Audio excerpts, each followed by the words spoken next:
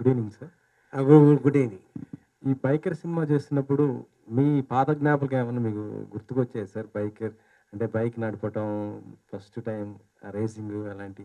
మీ సినిమాలన్నీ కూడా action, angry men కదా? ఏం గుర్తుకొచ్చిందో అడిగారు? ఫాదరా? Bike racing. మీ బైక్ రేసింగ్కి ఫాదర్కి సంబంధం లేదు. Old age sir. అదే నాకు నేను బైక్ నడపడం అన్నీ ఎప్పుడు నా బైక్ ముగ్గురితోనే మినిమం ఉంటుంది. ఇద్దరితో వెళ్ళింది చాలా తక్కువ. అలా మేము ఫాదర్ అసిస్టెంట్ కమిషనర్గా ఉన్నారని నేను మా ఫ్రెండ్స్ తీసుకున్న ఇది, అందులో ఒక ఇది చెప్పాలి, ఇంట్రెస్టింగ్ ఒక ఇన్సిడెంట్ ఏంటంటే, ఈ ముగ్గురే వెళ్తామంటాం కదా, ల్యాంబ్రెట్టా స్కూటర్ 1001 నంబర్.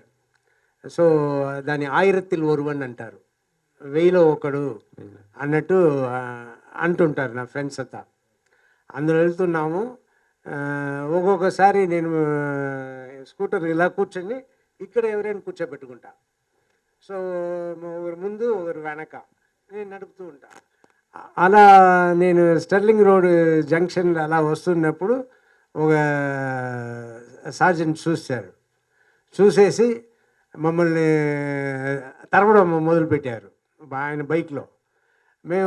నాకు తెలిసిపోయింది ఇలా తరుముతున్నారు, మనం ఆగిపోతే బెటరు అని మేము కోట్ కూడా వేసుకున్నాము.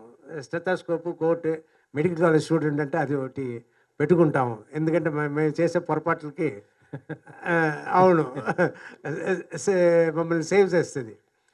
సో అలా వచ్చేటప్పుడు ఆ సార్జెంట్ బైక్లో వచ్చారు. వచ్చిన తర్వాత నేను ఆగిపోయిన తర్వాత ఆయన వచ్చి ఆపి, అమ్మాయి అందరూ దిగిపోతే